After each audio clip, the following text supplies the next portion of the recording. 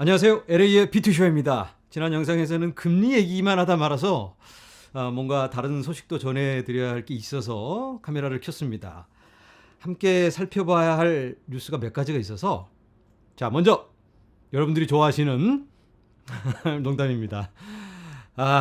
게리 갠슬러가 여러 사람을 힘들게 하는데 또 이거 며칠 전 뉴스인데요. 한번 얘기해야 될 것 같아서 SEC 모든 이더리움이 미국 관할권에 속한다고 주장을 합니다. 모든 이더리움이 이더리움만이 아니고 이더리움 위에 있는 다른 모든 프로젝트들까지 다 미국 거다. 이게 무슨 소린지.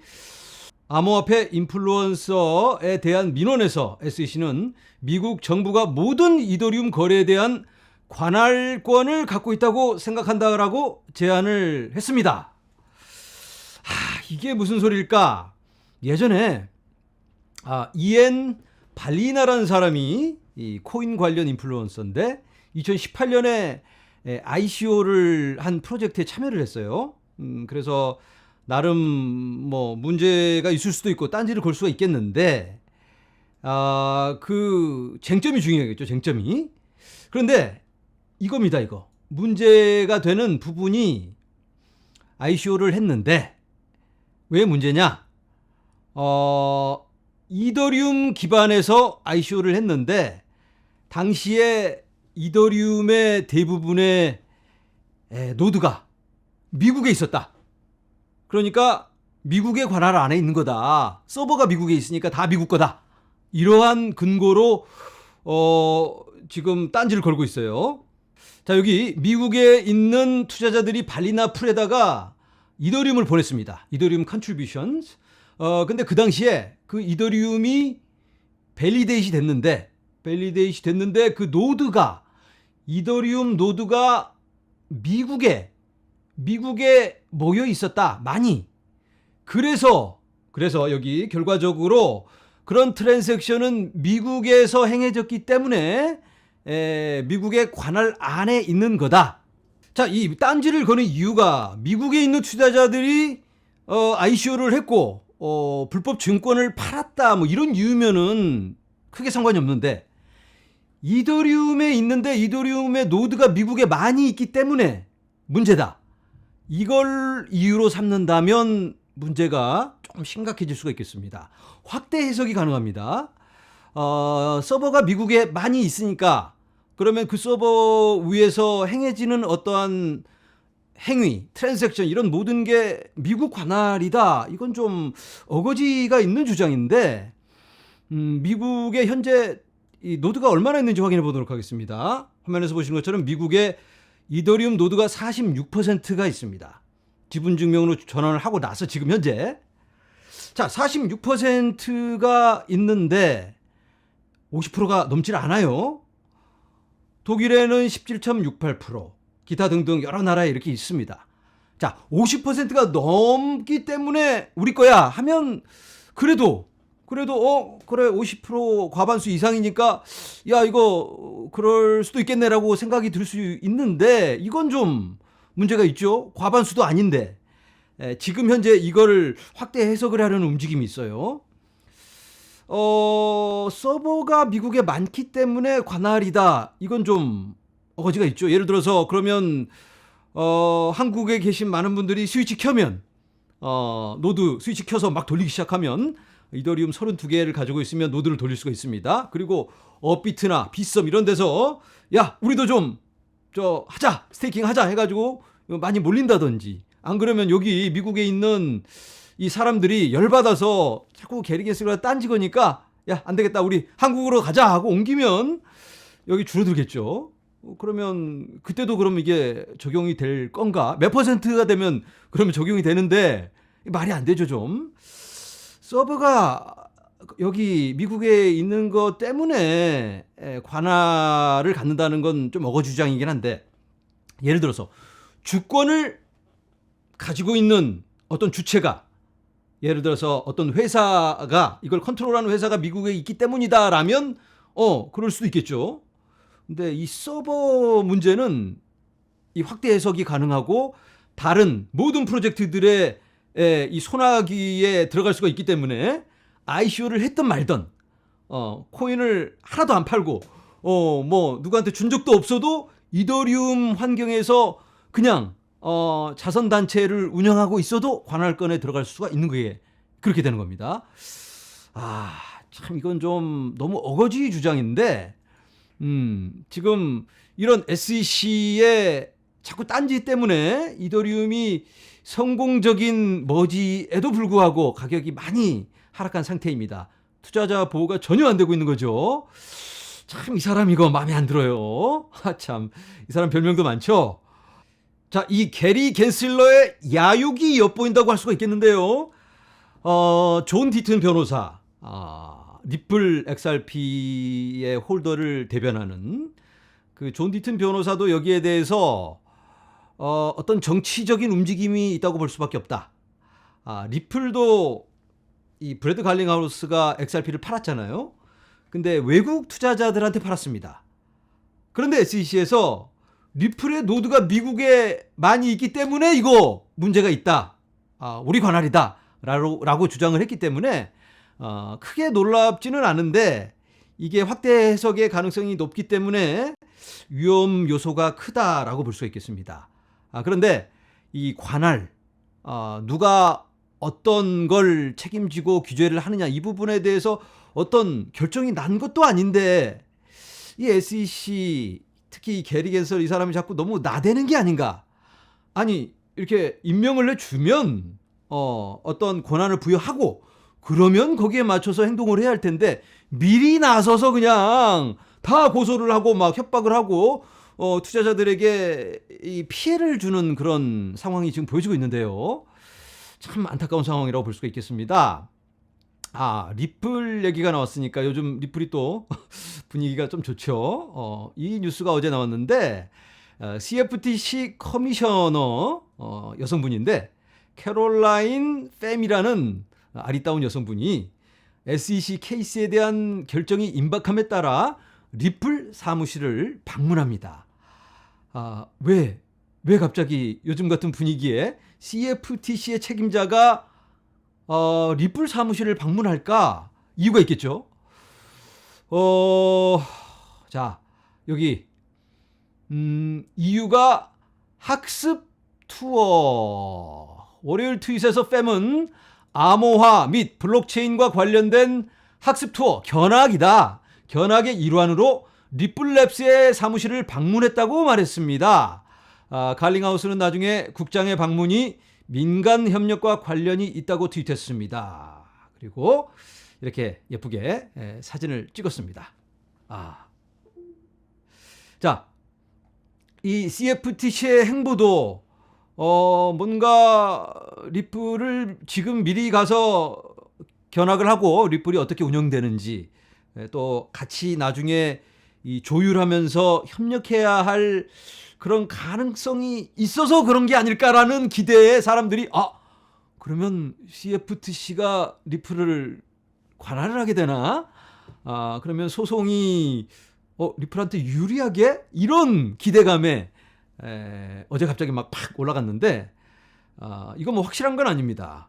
근데 이 여성분이 리플을 그냥 재미삼아 가진 않았을 테고 시국도 시국인 만큼 요즘 시선을 받지 않을 수밖에 없는데 왜 이 타이밍에 여기 리플에 갔을까? CFTC가 여기 XRP 토큰을 상품 또는 증권으로 취급하는데 큰 역할을 할 것인지 여부에 영향을 미칠 수가 있는데 이 소송 결과가 이 CFTC가 어떻게 할지 큰 역할을 끼칠 수가 있는데 이 타이밍에 리플에 찾아갔다. 그래서 지금 뭔가 우리가 모르는 어떠한 움직임이 있는 게 아닌가 하는 기대감이 있습니다.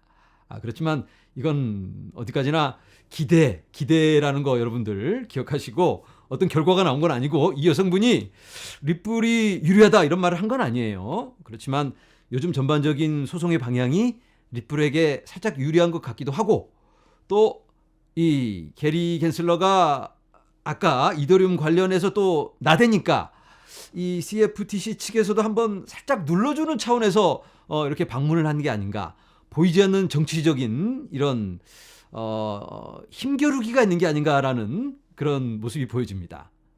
자, 이제는 칼다노 소식입니다. 내일 뭐 24시간도 안 남았습니다.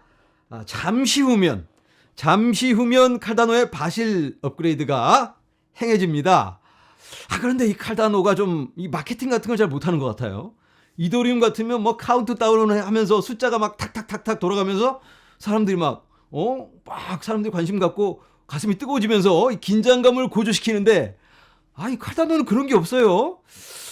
좀 아쉬워요. 이게 좀 사람들을 좀 막 뜨겁게 해주고 좀 분위기를 좀 몰아가면서 여론을 좀 이렇게 딱 여론몰이도 하고 뭔가 좀 언론 플레이도 좀 해줘야 되는데 이 찰스 호스킨슨이 너무 좀 막힌 데가 있어서 좀 아쉬운 부분이 있습니다. 자, 어쨌든 이 칼다노 바실 업그레이드는 준비가 됐다. 여러 가지 측면에서 준비가 된 상태다 라고 말을 합니다.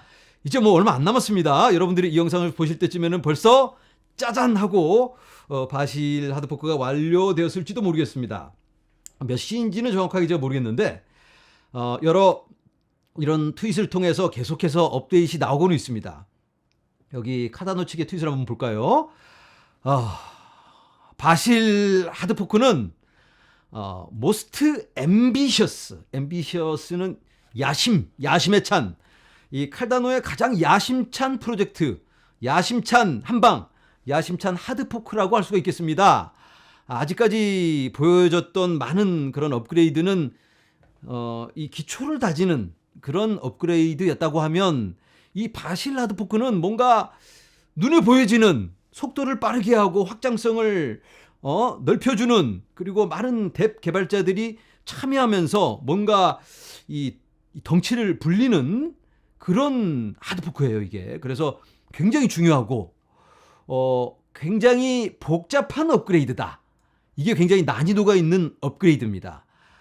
그래서 더 많은 테스트가 필요했었고 또 연기가 되기도 했었죠. 지연이 됐었는데 아직까지 계속. 그런데 지금 드디어 준비가 됐고 지난 48시간에도 계속해서 추가적으로 이렇게 거래소들이 준비되었다, 옮겨졌다, 업그레이드했다 이렇게 말을 하고 있습니다. 자, 추가적으로 보여지는 거래소들이고 39개의 거래소들이 지금 준비가 된 상태다. 87.59%의 유동성을 갖춘 상태입니다, 지금. 그래서 다 준비가 됐다. 그리고 98% 이상의 메인넷 블록이 이제는 1.35.3 최신 버전으로 가동이 되고 있습니다. 아직 업데이트를 안 한 게으른 사람들은 블록을 만드는데 좀 어려움이 생깁니다. 뭐 그렇지만 그건 별 중요하지 않습니다. 이 정도는 개인으로 저같이 따로 풀을 돌리는 사람들이 바빠서 업데이트를 안 한 경우도 있겠죠. 이제 그게 여기에 해당하는 거고요.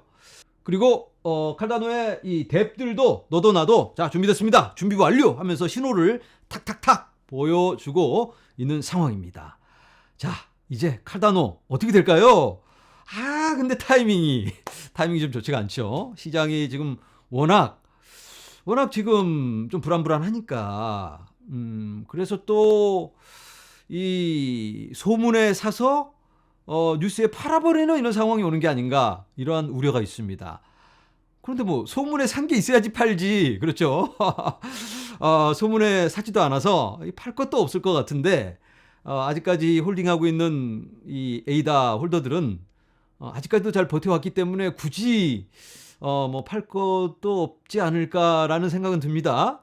그렇지만 뚜껑을 열어봐야 되니까 어떻게 될지는 알 수가 없습니다. 그래서 요즘같이 좋지 않은 상황에서 타이밍이 너무나 좋지 않지만 그래도 지금 보여지는 이런 업그레이드, 이건 뭐 잘못된 에러를 고치는, 뭔가를 보완하는 그런 업그레이드가 아니고 한 단계 올라서는 좋게 업그레이드하는 그러한 바실 하드포크이기 때문에 장기적으로 봤을 때는 굉장히 긍정적이다라고 봐야 합니다. 더 좋아지는 겁니다. 속도가 빨라지고 개발도 편해지고 확장성을 갖게 되고, 그리고 이제 더 큰 한 발을 내딛는 바쇼의 거의 밑판을 깔아주는 그러한 작업이다. 이제 히드라만 합세하면 어마어마한 속도를 갖추게 됩니다. 그래서 이번 하드포크 굉장히 긍정적이라고 볼 수가 있겠습니다. 그리고 뉴스가 하나 있어서 칼다노는 추적 솔루션을 배포하기 위해 조지아의 내셔널 와인 에이전시와 협력 관계를 맺었습니다. 포도주가 어디 산이다 이렇게 써 있거든요. 포도주에. 그리고 몇 년도 이렇게 써 있는데 그게 보면 이제 원산지가 불투명할 때가 많아요. 특히 캘리포니아 같은 경우는 나파밸리 거기 포도주가 유명합니다. 그런데 보면 나파밸리 바로 옆 동네에 있는 이 포도원에서도 그냥 나파라고 붙여버립니다. 그냥 그런 경우가 많기 때문에 이걸 좀 정확하게 검증하기가 어려운데 그런 부분을 카다노와 협력해서 확실하게 검증을 한다. 이 포도주가 어디 산인지 몇 년도에 어디서 만들어졌고 어느 농장에서 누가 재배를 해서 몇 시에 이게 딱 이제 스캔을 하면 나오는 겁니다. 이게 딱 재배가 돼서 프로세스가 돼서 병에 담아진 다음에 어느 배송 네트워크를 통해서 여기까지 왔는지 이 매장까지 왔는지가 정확하게 나옵니다. 핸드폰으로 이제 QR 코드가 병에 있어요. 그러면 그걸 탁 찍으면 경로가 쫙 나올 수 있게 그걸 위조할 수 없게 이 블록체인에 기록을 한다. 이렇게 밝혔는데요. 이게 세계 무대에서 프리미엄 와인 생산자로서의 조지아주의 위상을 강화하기 위해 4개의 파트너가 협력하고 적응 가능하고 대중에게 개방된 추적 시스템을 고안할 것입니다. 라고 밝혔는데요. 막 이렇게 서로 악수하면서 파트너십을 맺고 있습니다. 그런데 보니까 여기 2022년 가을에 수확되는 그런 포도에 한해서 10만 병의 와인을 여기에 적용을 한다고 합니다. 그래서 2013년 봄에 이게 투입이 되게 됩니다. 정말 이게 우리가 피부로 느끼지는 않지만 기술의 발전, 이렇게 실생활에 적용되는 칼다노의 예라고 할 수가 있겠습니다. 이 바실 하드 포크와 맞물려서 이러한 신뢰가 자꾸자꾸 생겨나면서 앞으로 좀 더 발전을 하면 좋겠다는 바람을 가져봅니다. 네, 영상을 마무리합니다. 우리는 지금 혼돈의 시간에 와 있습니다. 여러 가지 발전의 발전을 거듭하는 블록체인 프로젝트를 보고 있는가 하면 또 딴지에 딴지를 거는 여러 무리들이 있고 또 정해지지 않은 여러 가지 상황들, 명확성이 필요한 상황들, 또 여러 가지 제도적인 문제들, 여러 가지 과제들이 우리 앞에 놓여 있습니다. 지금은 너무나도 초기이기 때문에 이러한 변동과 불확실성이 있지 않나 이러한 생각이 드는데요. 그만큼 큰 가능성이 열려 있다라고도 볼 수가 있겠습니다. 아무쪼록 힘든 시간 용기 내서 함께 이겨 나갔으면 좋겠습니다. 오늘은 여기서 인사드립니다. 여러분 감사합니다.